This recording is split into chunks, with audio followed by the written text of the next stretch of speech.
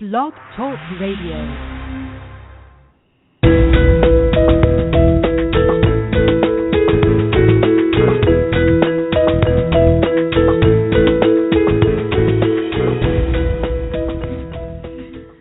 Welcome to today's episode of Inpatient Myeloma Radio, a show that connects patients with myeloma researchers. I'm your host, Jenny Alstrom. Now, if you'd like to receive a weekly email about past and upcoming interviews, you can subscribe to our Inpatient Minute newsletter on the homepage or follow us there on Facebook or Twitter, and please share these interviews with your myeloma friends. Before we get started with today's show, I'd like to tell you about a couple initiatives that are going on for myeloma. Dana Holmes, a myeloma patient, has launched a dance initiative for myeloma research called Mambo for Myeloma. So you can dance, take a video of your dance, upload it to the Mambo for Myeloma Facebook page, and then donate to any of the foundations supporting myeloma research. I also wanted to let you know about a new music contest that our organization has initiated. It's called the Crowd Care Foundation. It's called Songs for Life, and it's a new way that we're raising funds for myeloma research. Artists donate their inspiring original or cover songs on songsforlife.org website. They share your entry, and the top 20 are reviewed by a music judging panel that includes famous musicians like the Piano Guys and Jesse Funk and some others. And then that will be turned into a Songs for Life 2015 album that will be sold, and all proceeds will go to myeloma research. Now, on to today's show. We are very fortunate to have with us today a researcher and a clinician who, as Dr. McCarthy told us, may be doing work to blow up myeloma cells, and she will have to describe that in a little more detail, but she has a lot of exciting things to tell us about. And so welcome, Dr. Holstein, to today's show. Thank you very much. Let me give a little background on you for a minute. Sarah Holstein completed her medical school, graduate school, internal medicine residency, and hematology oncology fellowship at the University of Iowa. She joined the faculty in the Division of Hematology Oncology, Blood and Marrow Transplantation at the University of Iowa in 2010. In 2014, she joined the Lymphoma Myeloma Division at Roswell Park Cancer Institute, where she specializes in the treatment of multiple myeloma. Her basic, translational, and clinical research efforts are focused on myeloma. She has published over 25 peer-reviewed articles, as well as multiple review articles and book chapters. Her laboratory is currently funded by the NCI and the American Society of Hematology, and has previously received funding from the Pharma Foundation and Carver Charitable Trust. She's a member of the Alliance Myeloma Committee. So welcome again, Dr. Holstein, and maybe we can start by just giving us a little bit of background of how you got interested in myeloma work. Sure. Well, again, I really want to thank you for giving me this opportunity to speak with you today. I think my interest in myeloma began when I was a resident doing internal medicine, and we were doing rotations, and I got to meet a couple of patients with myeloma. And at that time, there were very few treatment options, and I was really amazed by how much damage myeloma could do to a person. So I saw people in kidney failure and with broken bones, and I was a little bit dismayed about the relative lack of treatment options. And then a few years later, when I actually went to my hematology oncology fellowship, I was pleasantly surprised to learn that just in a few years, several drugs had been approved and that patients were doing much better. Given my background in pharmacology for my graduate degree, I thought that this really seemed like a clinical field where there was a lot of room for pharmacology to improve things. And during my fellowship, I made sure that I focused in seeing as many myeloma patients as I could. I did a research fellowship as part of my clinical fellowship, and during that time, I started my research project in the field of myeloma. And as I was finishing up my fellowship, it seemed clear to me that the most rewarding thing for me to do would be to continue to pursue both clinical treatment of myeloma and also basic research, because I really think that seeing patients every day with myeloma reminds me how important the basic research is to improve their lives. And what a unique perspective it gives you to be doing both. Absolutely. So I think, I'll also often, go ahead. No, go ahead. I'll often, tell people who are thinking about rotating in my lab that, although they might not see me as much as some of the my peers who are PhD only and get to be in the lab 100% of the time, that, again, I think I bring a different perspective in seeing these patients, and that sometimes the somewhat petty annoyances in lab when things aren't going right become less important when, again, I think about the problems my patients are facing. Yeah, it's a nice connection. Now, I saw a video that you did where you were giving an overview of how we can overcome myeloma resistance.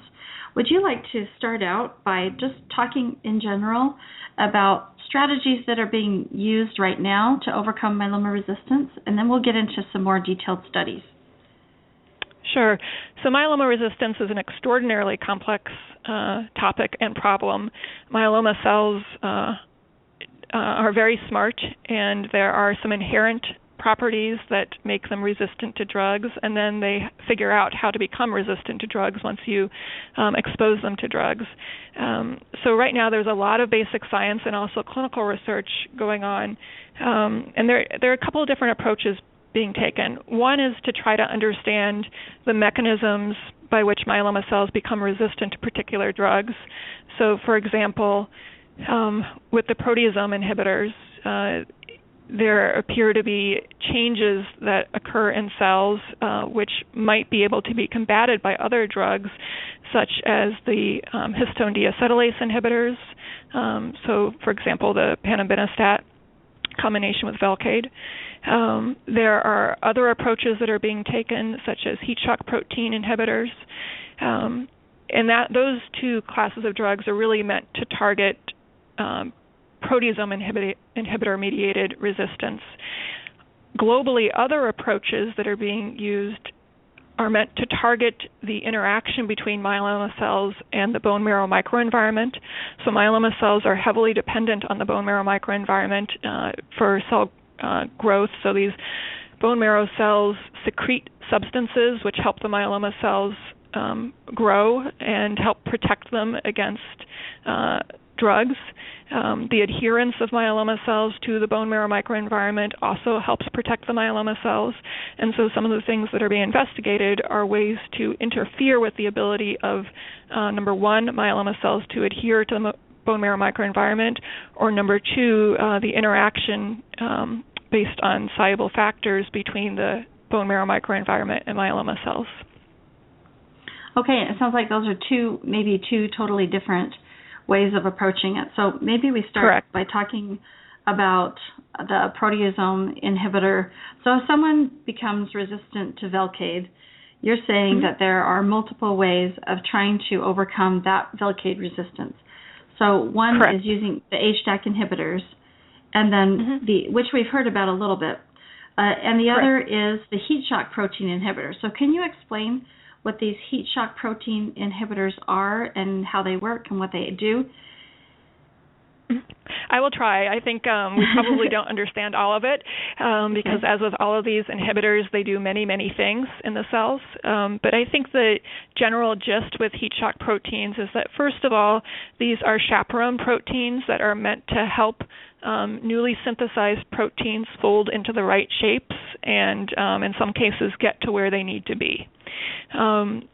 The heat shock protein 90, or HSP90, has been particularly targeted because it helps chaperone or fold a variety of important proteins in the cells that have a lot of different properties, some of which have to do with cell growth or sensitivity to cell death pathways. And so there have been inhibitors developed which target this HSP90, and they do induce cell death in myeloma cells. They've also been tested in some other cancers as well.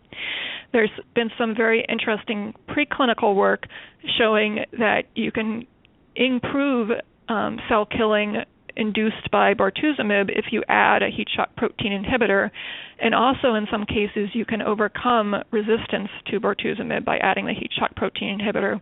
There's subsequently been some initial clinical trials done with heat shock protein inhibitors and there seems to be some activity there. How exactly the heat shock protein inhibitors are reversing bortezomib resistance, I don't think is completely understood at this point. In part, it's thought that one of the mechanisms or one of the actions that bortezomib does, and I know this is a little bit counterintuitive, is that it actually increases the stability of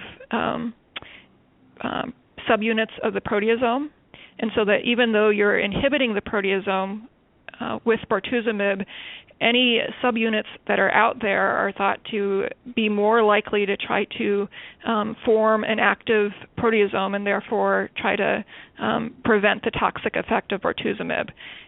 This stability is thought to be in part mediated by the heat shock protein. And so if you block both the proteasome with bortezomib and then also block the ability of newly synthesized protein to fold properly, then you might make cells more sensitive to the proteasome inhibition. Okay, that makes sense. It's like a dual strategy because one is only working part way. Correct. And that's just one hypothesis. Right. And how was this discovered? I can't claim any credit for it. This has been done in multiple labs. And there's been a lot of interest in trying to figure out why people become resistant to bortezomib, and there doesn't seem to be one straight answer. But really, interest in heat shock protein has probably been around for more than a decade now. But how exactly we apply it to myeloma in specific and to oncology in general is still being developed. And you said it was in some early studies. Is there a myeloma-specific study that's open right now looking at that? I don't know the answer to that. I know that one of the earlier generation heat shock protein inhibitors, an early phase study was completed with bortezomib. I have not gone on clinicaltrials.org recently to see if there are newer versions of the HSP90 inhibitors available. Okay, and is this what Dr. McCarthy was talking about when he said you were working on blowing up myeloma cells? No, that gets more to what my strategy, what my more focus is in the laboratory, which is, although I have published some with looking at HSP90 inhibitors in combination, the major focus of my lab has to do with targeting a different pathway, and I think that's what he was referring to with the comment about blowing up the myeloma cells. Okay, well, maybe we want to talk about that next. Sure. Always happy to do that. So my interest for quite some time has been in a pathway that all cells have, and it's called the isoprenoid biosynthetic pathway. But most people know about it because it's also referred to as the cholesterol biosynthetic pathway. So it's how cells make cholesterol and sterols. But that's really only part of the pathway. This pathway also makes isoprenoids, which are carbon chains. And these are important for a variety of reasons, but at least with respect to what I do, they're important because some proteins get modified by these isoprenoid chains. So some proteins actually become labeled with these chains of carbons at the tail end of the protein. And this little chain of carbons actually makes the proteins go to the right place in the cells and behave properly. And so this modification is called prenylation. And more specifically, there's two major types, farnesylation and granulation. I know the latter is a mouthful to say.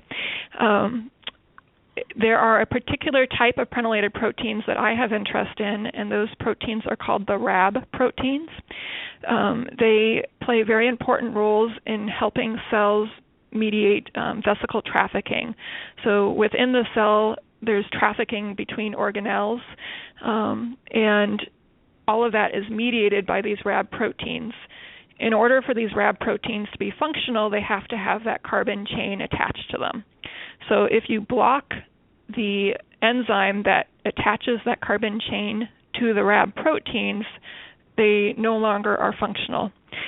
My idea was that since myeloma cells depend so much on protein synthesis and secretion of protein, namely the antibodies that myeloma cells make, that we could target these Rab proteins and essentially shut down secretion of the antibodies or the monoclonal protein and essentially choke the myeloma cells with their own product.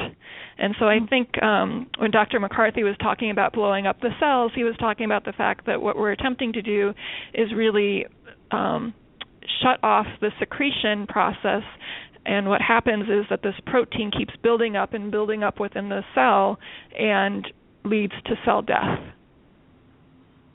Okay, that makes sense. And where are you in this process?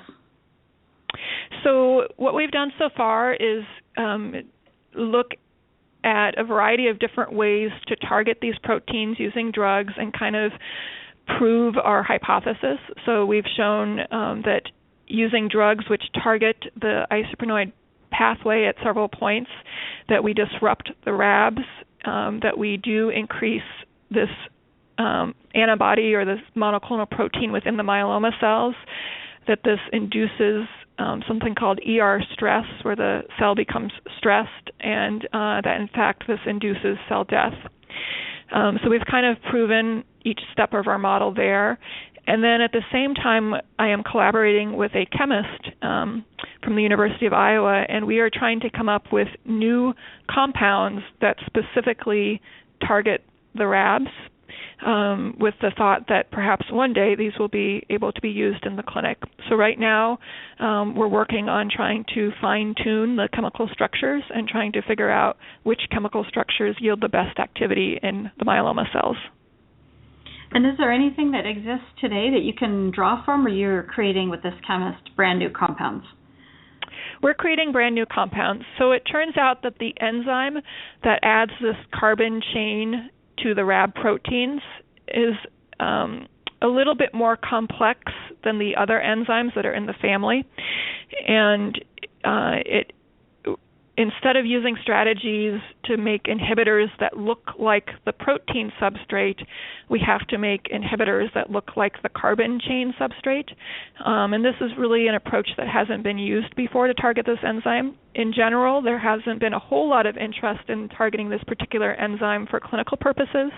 So there's really not much out there in the literature. There's a few examples of some compounds that have been made, but so far, none of those compounds are probably specific or potent enough yet to be taken into the clinic. So our hope is to rationally design compounds using computer modeling in part to come up with drugs that could potentially be used to treat myeloma. Well, it sounds like you're working on essentially a brand new idea. It's certainly targeting this enzyme is a brand new idea, and we're very excited about it. Just like the proteasome inhibitors, it takes advantage of the myeloma cell's natural function, which is that they're highly secretory. So one of the reasons that the proteasome inhibitors work so well in myeloma is because, again, these cells produce so much protein that they need to be able to get rid of abnormal protein. And so just like with the idea with the proteasome inhibitors, we're really trying to target a process in myeloma that's completely intrinsic to the myeloma cells. They're plasma cells at heart, but we're just doing it in a completely new way. And it sounds like it might be a really effective way to use it against itself, basically. That's what we hope. We're certainly nowhere close, unfortunately, to be able to give it to a patient yet, but we're working as hard as we can to come up with new compounds and at the same time to continue to try to figure out, in addition to affecting just the protein secretion, what other pathways are affected by these drugs. So some of our preliminary data suggests that not only might these drugs be effective because they're blocking the secretion of this protein, but they might also be doing other things. For example, they appear to block the ability of the myeloma cells to adhere to bone marrow stromal cells. So that could be another important mechanism of action for them because, again, it's so important for the myeloma cells to stick to the bone marrow stromal cells. And just a general question about innovation. When you have ideas like this, how long does it typically take to create something in the lab that's this brand new idea that hasn't existed before, or maybe some small research has been done on it, and take it where, you have a drug? I know that's a very loaded question. I think on average at least 10 years, and I think most people working in academics would say that it's very difficult to truly go completely from bench to, patient by themselves. I think what happens most of the time with, so if we identify a compound that truly has activity, the quickest way to get it to patients at some point will be to partner with somebody in pharma. But, if I was to try to personally take this from my bench to patients, the timeline would be even longer. Yeah, we talked a little bit with Dr. Bradner about that process, and it doesn't sound like an easy one. No, it's an uphill battle, and I'm sure you've heard the statistics about how few drugs, make it through the pipeline. But I guess all we can do is to continue to try. Yeah, keep going. We love that. Okay, so let's go back a little bit and talk about the bone marrow microenvironment, because I know we want to talk about an immunotherapy as well, and I want to be able to get to everything. But the bone marrow microenvironment seems to be a really interesting target now that people are understanding it more. So could you give us an overview or your thoughts on how you're working to shut that down? Again, as a brief overview, the bone marrow microenvironment is incredibly complex. So there are multiple different cell types that the myeloma cells interact with. And again, in some cases, the bone marrow is actually providing a niche which fosters the myeloma cell growth. In other cases, the myeloma cell is altering, so for example, in the case of bone remodeling, the myeloma cell is directly altering how bone cells work. Some of our currently available drugs, namely the IMiDs, so thalidomide, lenalidomide, pomalidomide, are thought to disrupt in a variety of ways the interaction of the myeloma cell with other immune cells and with other cells in the bone marrow. But there are currently a variety of other strategies under investigation, some of which have to do with targeting some of the secreted factors that the bone marrow makes, which helps the myeloma cells grow. So, for example, in clinical trials, there's been interest in an antibody which targets IL-6, which is a very important growth factor, which is secreted by the stromal cells, which helps the myeloma cells grow. In other cases, there's been interest in trying to target the adhesion process, and again, more immunology-based is simply ways to try to increase the ability of the immune system to fight off the myeloma cells, to recognize the myeloma cells as foreign and kill them. So there's really multiple different ways that are being studied right now. And where is your focus mostly?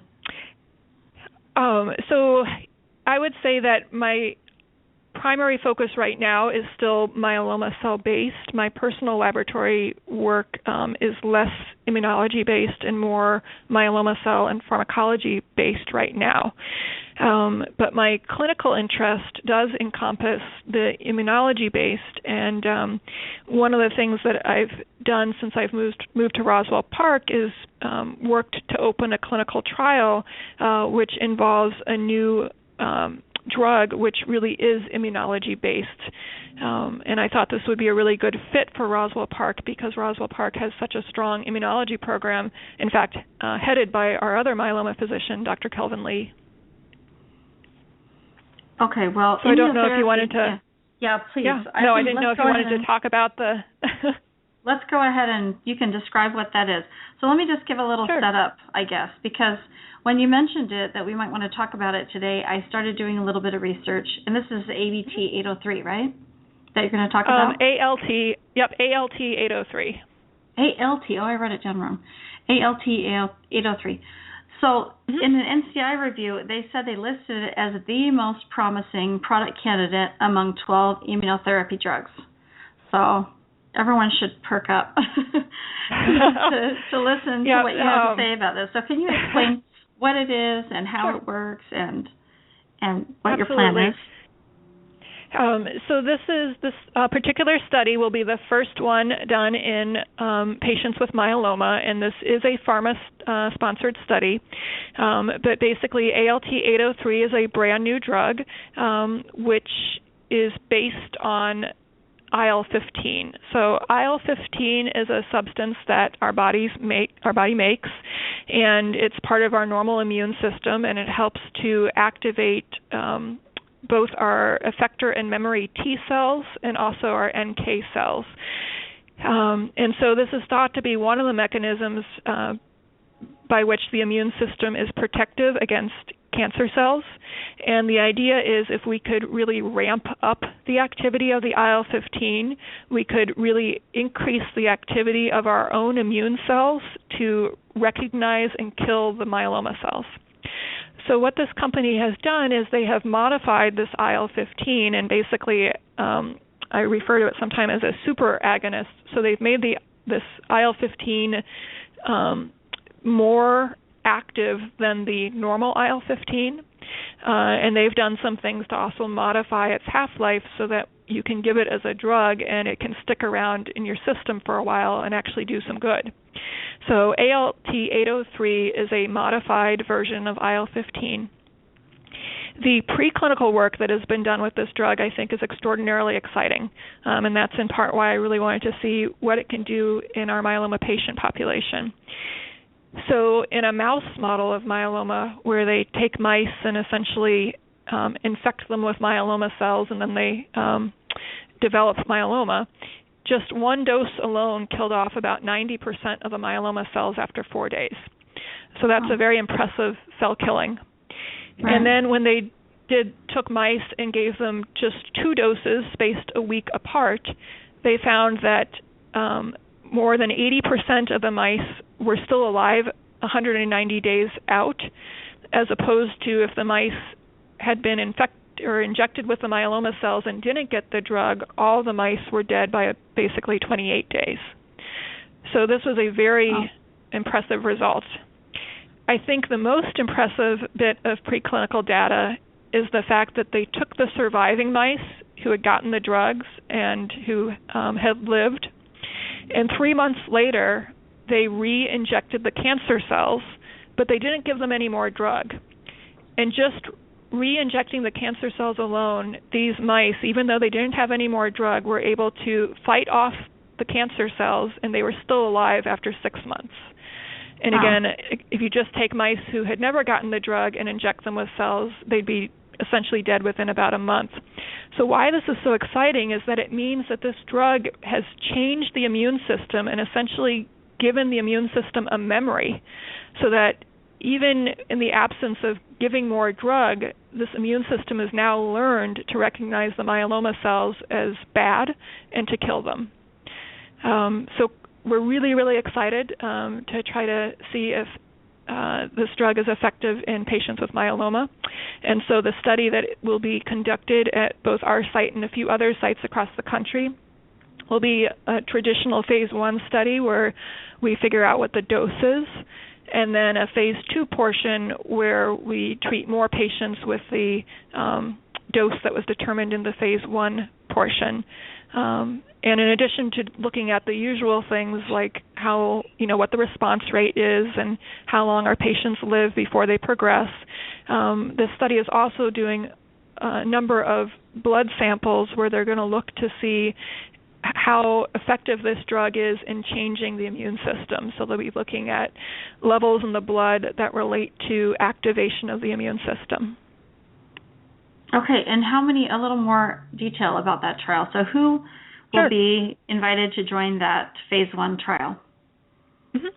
So the inclusion criteria are basically anybody with active myeloma who's had at least 2 prior treatments. And so you can I think they do count a induction transplant as one treatment, or it can just be two separate treatments.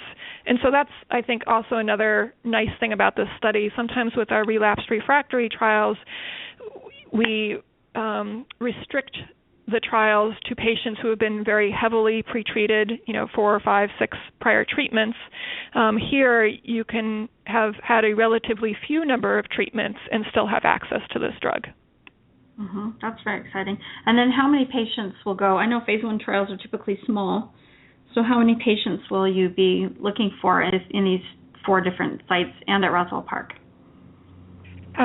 So at Roswell Park, I think we hoped, so certainly as many patients as I can get. I think I promised our institution that we would get at least 2 patients within the first year. The number of patients in the phase 1 portion will really depend on how many dose levels are needed. So if they get to, so it's in general 3 to 6 patients per dose level. With the understanding that if you got a couple dose levels in and suddenly there was toxicity, that you wouldn't go above that dose level.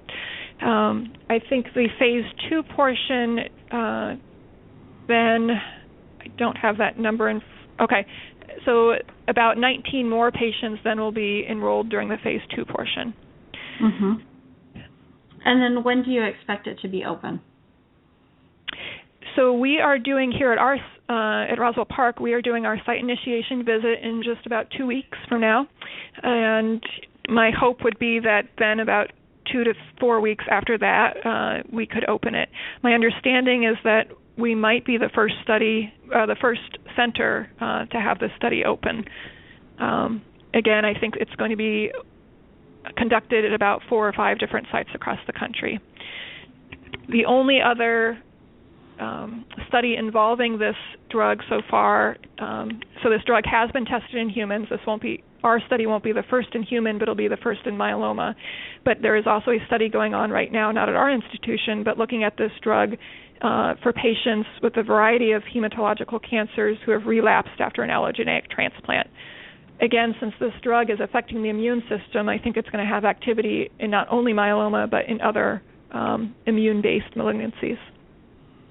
So what other cancers has it been used in? When you see, are leukemias, lymphomas, both are just one, or? So again, this is a very, very new drug. So the only clinical in human patient experience right now is the study that's being conducted in the post-allogeneic setting. And because it's not being conducted at my center, I can't really give you specifics about whether it's been leukemia or lymphoma patients who have been enrolled. And as immunotherapies, I think the hope for patients is that immunotherapies will be, I guess not free of side effects, but significantly reduced side effects. So has there been anything published about any side effect it might have? Because this sounds like a really exciting opportunity. So what we know is that there is a bit of a reaction when you first get the drug, but that unlike some other drugs, so for example, IL-2, which is used in some other cancers, when you give it, the patient almost, they have fevers, they can drop their blood pressure, they can get very sick because the immune system gets so ramped up. The experience with ALT-803 so far is that it's a much less severe reaction. They do, as part of the protocol, administer some pre-medications to kind of quiet down the immune system a little bit. But what I've been told so far is that it's very tolerable, and that once you get past the initial kind of 24 hours, that patients really are not reporting side effects. But again, it's still very, very early in clinical development at this point. And it's probably too early to ask this question, but I know that immunotherapies like daratumumab and the new SARS-Sanofi drug are coming out. How does this compare to those? And as a more complicated question, or to muddy the waters, I guess, could you ever think about combining, I mean, once you test for safety and all that and you see it working, could you ever combine like an anti-CD38 immunotherapy with something like this? Would they ever do that? I think that's a great question. Yeah, I think that's a great question. And I think there absolutely is reason to think about drug combination with this type of approach. I think what we've learned about myeloma is that there is no magic bullet, and that we need to combat the disease by many different routes, and that combination therapy is almost always better than single-agent therapy. So which particular agent to pair with this new drug, I can't say. I know that there is interest in preclinical data to support the thought of using a combination of an IMiD with this new drug, but certainly I think it would also be very reasonable to think about using it in combination with a monoclonal antibody. And then just a question. I know in talking to some myeloma specialists, especially about vaccines, they just say that vaccines are best used when the tumor burden is really low. So if your study is for relapse refractory patients, do you look at tumor burden at all? You're just going to try it in everyone? And was there a difference when you tested it in the mice with the level of tumor? Or it worked with everybody? It worked with all of them? I don't think I know enough about because all this preclinical testing was done not by me, but by the drug company who's sponsoring the trial. So I don't think I can answer that question. It's certainly an excellent question. I think that you certainly do need the presence of tumor. And that is certainly one of the criteria. You need to have evidence of active disease. So we aren't going to take somebody who's in remission and then use this drug. So I do agree that it's similar to a vaccine. You do need to have some disease present. Having said that, though, I think unlike a vaccine, I think this compound is going to be more likely to be able to handle a larger amount of tumor. Again, when the mice studies, they injected a fairly good amount of cells, and this drug didn't have any problem handling those cells. Well, I think what's really so exciting about that is what you said before, is that not only is it affecting the myeloma to kill the myeloma, then it's affecting it from ever coming back again, which is, right. And, so exciting. So again, I think they're extraordinarily exciting preclinical. Whether it translates to humans, I will keep my fingers crossed, but I think it's one of the few approaches that I've seen so far which might truly be changing our immune system and allowing long-lasting activity. And it might potentially mean that we don't need to keep redosing this drug, which I think would be really exciting. Yeah, very exciting to think you're actually cancer-free. When Dr. Palumbo was doing his interview, he made a comment that even if you're MRD negative, you still have residual disease. Yep. So when we were talking earlier about outsmarting myeloma resistance, is this or what other ways are you looking at to completely eliminate it so there's no trace left? It's not hiding anywhere. I think that's an excellent question and probably one of the key questions because, as you just said, no matter what we do, whether it's autologous stem cell transplant with great drugs before and after, even when we are MRD negative, we know the disease is still lurking there somewhere. I'm not sure that I'm smart enough to figure that out on my own, but what I'm trying to do is just learn as much as possible about the disease and about what everybody else is doing with the disease to try to figure out what the best approach will be. Well, I've seen a lot of collaboration between the myeloma specialists. It seems to be a really nice community of doctors that work really well together. Yes. So is there anything else? Yeah. No, go ahead. Go ahead. You're absolutely right. It truly has to be a collaborative effort, and the more each of us knows, the more the group knows. And again, at the end of the day, what we really care about is coming up with new treatment strategies for our patients. And the only way we're going to do that is as a group. Well, I agree. And hopefully with patient support, we would like to help you do what you need to do. That would be fantastic. I have a question for you about, are there any other trials that you would like to talk about at Roswell Park in myeloma? Yeah, so I can just briefly highlight what we have. So we are taking part in the determination trial, which is being led by the Dana-Farber in conjunction with the IFM in France. And I think this is a critically important trial. So very briefly, this trial is asking the question for the newly diagnosed transplant-eligible patients whether you need to do the transplant up front, meaning after a few rounds of chemotherapy, or whether it's just as good in terms of long-term outcome to do the transplant after you first relapse. And so we're very excited to be taking part in this study because this is a question that every single one of my transplant-eligible patients asks me about. You know, they want to know, do I really need to do the transplant right now? And I think this study is really going to help us answer that question. The other study that we have open right now is a study for the transplant-ineligible population.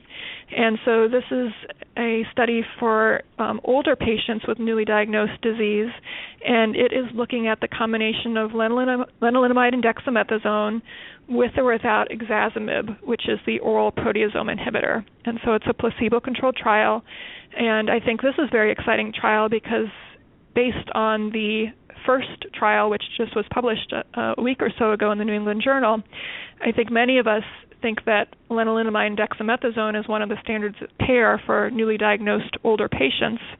And whether or not we could add an oral proteasome inhibitor and improve things even more, I think is a very important question.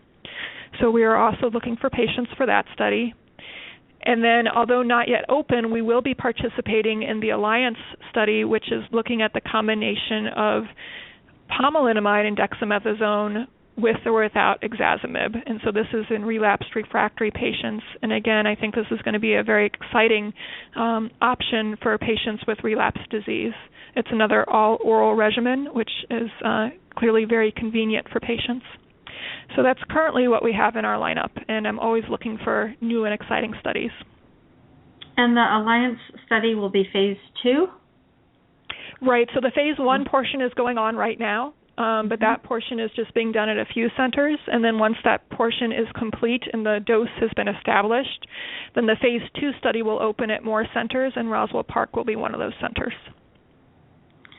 Okay. And it seems like it's a challenge to figure out which drug combinations. I know there are lots of trials going on with all the different types, but it was and bringing in new drugs seems to be a challenge because then you have to start all over again.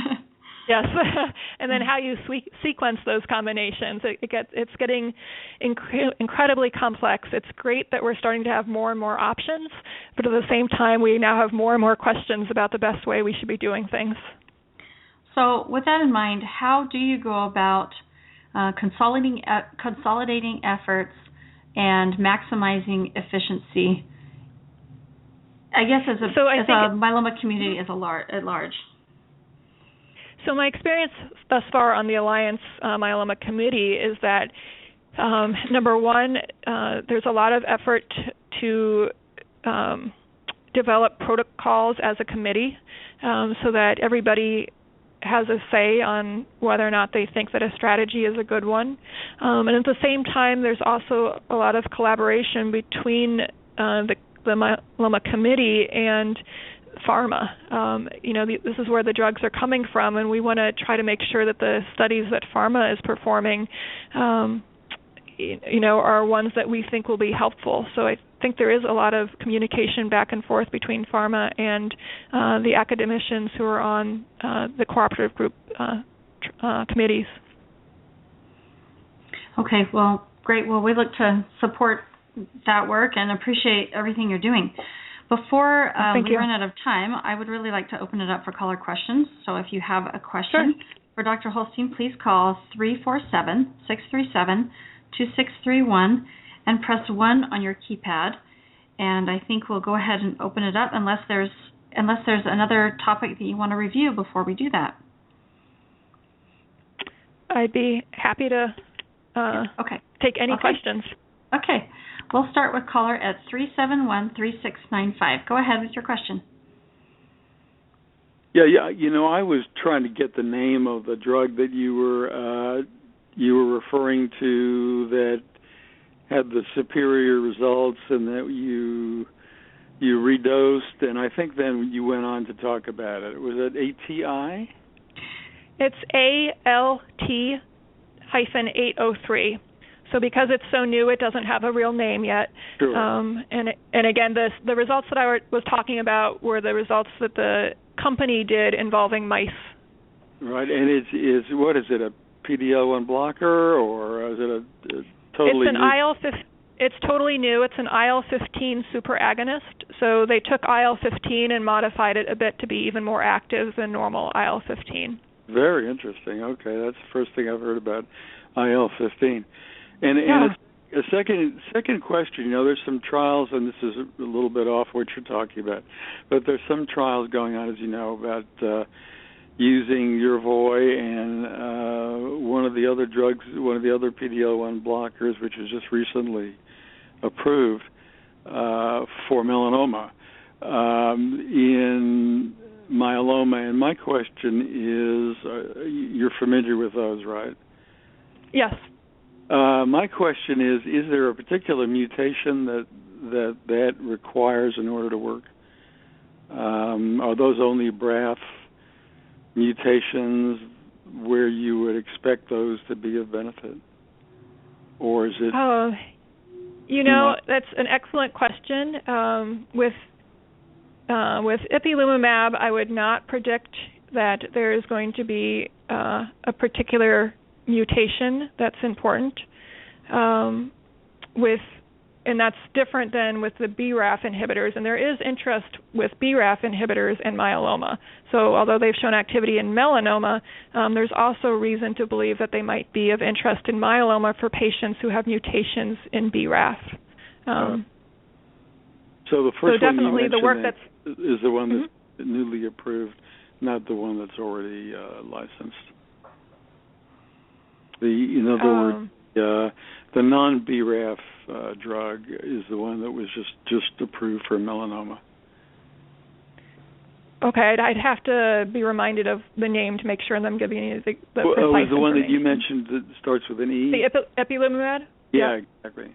Yeah, so that works differently. So that really does target your immune system as opposed to being a BRAF inhibitor. Okay. And I think there is some clinical data, actually, or I think somebody is looking at this for myeloma. I can't remember which center in the country here was doing it, but I think this is being studied in myeloma right now. I just don't have any personal experience with it. Sloan Kettering is doing it. I think MD Anderson's doing it, and they can't wait to see it soon enough. But thank you very much for your comments. Appreciate it. Oh, thank you. And thank you for your question. Appreciate it. Okay, we'll take our next caller at 983-6757. And... Good afternoon, Dr. Holstein. Hi, Jenny. It's Dana Holmes. How are you? What an interesting interview. Thank you so much for providing all of this information. I'm a smoldering multiple myeloma patient, so I'm interested in learning as much as I can, at my stage. So I'd like to try to understand and put this into perspective for myself as far as the immunotherapy trials. As a smoldering patient, how do I do that? How do I put this into perspective? Do I wait to kind of be able to access something like this down the road, or do I pursue one of the clinical trials available to high-risk smolderers now, which are trying to cut back, so to speak, on the tumor burden at a lower rate, hoping to perhaps offer a cure even to certain myeloma disease types? I'm referencing Dr. Dory's comment today on his blog on the IMF website about the CRD trial that they did at the NIH, which is holding such promise. How does someone like myself really approach this? What would you do if I were your patient saying, Dr. Holstein, help me, what do I do? I think it's an incredibly difficult question. We really don't know yet what to do with smoldering myeloma, in part because we're only starting to realize that smoldering myeloma represents more than just one group of people. It's really in one disease. It's really probably multiple groups of people. And, as I'm sure you're well aware, there's really not, at this point in time, true consensus about who's high-risk smoldering and who's not, which makes interpretation of trials a little bit difficult. Painfully aware of that. Yes, absolutely. Painfully aware of that. I'm not sure I have any brilliant words of wisdom for you, except to say that I think the studies need to be done, and I think that it's a very personal decision about whether one goes on a clinical trial or not, particularly in the smoldering context. But as a field, the studies absolutely need to be done so that we can, with confidence, counsel patients like yourself. Mm-hmm. Do you have any smoldering trials at Roswell? We do not at this time. It's one of the things that we'd like to open, but we don't currently. Would you open something unique, or would you look to open one of the trials that exist right now to any of your smoldering patients? I think probably we're hoping to either get in on a cooperative group trial, which has a new idea. I would also be certainly open to something which is unique and open to a smaller number of centers. I think right now we haven't really been interested in opening the studies which are currently underway, just because it's a little bit harder by the time we finally get it opened and then the study closes. It's a little bit hard to get patients on. So what we hope to do is get in on the front end of a smoldering trial. Okay, because I'm actually looking at the smoldering trial that they're hoping to perhaps bring to fruition using the anti-PD-1 antibody, perhaps coupled with Revlimid. I know Dr. Siegel is the principal investigator for that. And then also looking at the vaccine trial out of Dana-Farber. Also, they've just now coupled that with Revlimid. So I'm more keen on these immunotherapy trials as well, I think, as a smolder. I think they just hold such promise. But I thank you for your time. I absolutely agree. Yeah, thank you for your time, and thank you for your insight. Yep. Appreciate it. Okay, thank you so much, Dana. Okay, our next caller at 653-3926. Go ahead. Hi, my name is Liz, and I am currently in remission. I went through a tandem stem cell transplant, and as I hear you describe some of the trials that are coming up, some of them sound really exciting and potentially even curative. And at least from my perspective, what is most frustrating is that we hear these wonderful things that are happening, and then it's 10 years away, or we don't hear anything else. And so we hear some of these studies, and then it just drops off. And so the patient is wondering, well, there's some of these great drugs potentially or great treatments coming up, and it takes so long. So is there any way that we can follow some of these studies, and is there anything that we patients can do to move them along and try to make them available faster for the patient? Oh, that's an excellent question. I think part of it is just helping spread the word that these trials are available, and also helping encourage patients that clinical trials are a good thing to participate in. I know after having many conversations with my patients that many of them come in with perhaps some feelings that, a clinical trial would never be for them for a variety of reasons. And I think that the more that we can spread amongst the myeloma patient community that these clinical trials are absolutely critical to help our myeloma patients, the better. In terms of the timelines of getting trials open, that's a lot of times institutional things, and in terms of timeline of getting trials completed, that actually falls back again to how quickly we can accrue to the trials. So sometimes some of the reasons that trials linger on is because we just aren't accruing to them. So anything we can do to help spread the word that these trials are really meant to help myeloma patients as a whole would help these trials get finished. Okay. And do you feel that some of these trials or some of the drugs that are coming or treatments are potentially curative? I mean, if you were to, I know this is kind of a loaded question, estimate when we can cure myeloma or treat it, better, I guess. Certainly as a myeloma physician, I would be thrilled to be able to counsel my patients that, I can treat them with curative intent. I just can't offer you a timeline. Clearly in the last decade, remarkable advances have been made.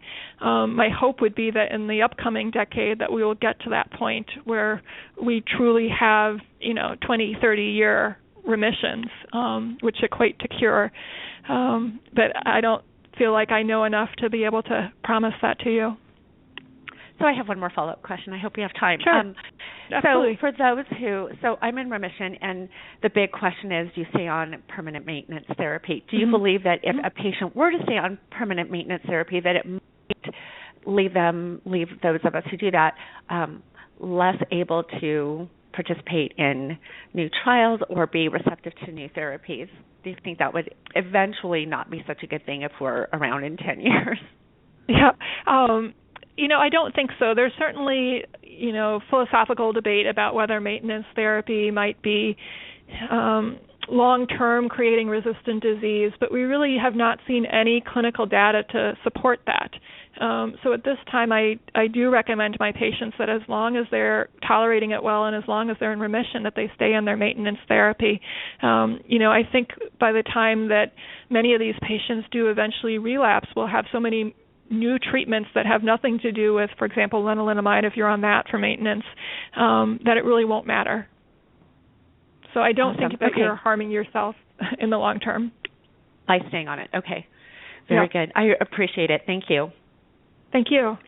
Okay, thanks for your question.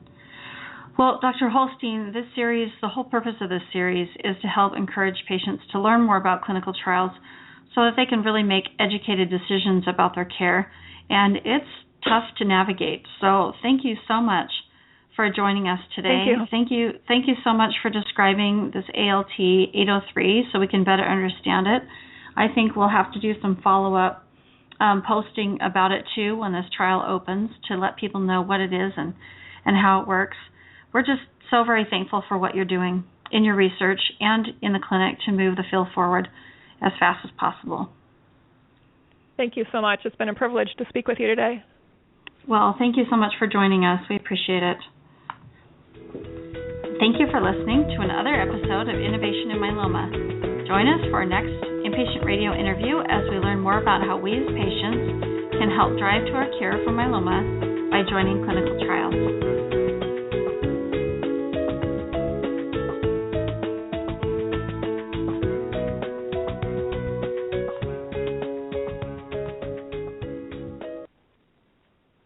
Step into the world of power, loyalty, and luck. I'm gonna make him an offer he can't refuse. With family, cannolis, and spins mean everything. Now, you wanna get mixed up in the family business. Introducing The Godfather at ChumbaCasino.com. Test your luck in the shadowy world of The Godfather slot. Someday, I will call upon you to do a service for me. Play The Godfather now at ChumbaCasino.com. Welcome to the family. VGW Group. No purchase necessary. Void where prohibited by law. See terms and conditions. 18+.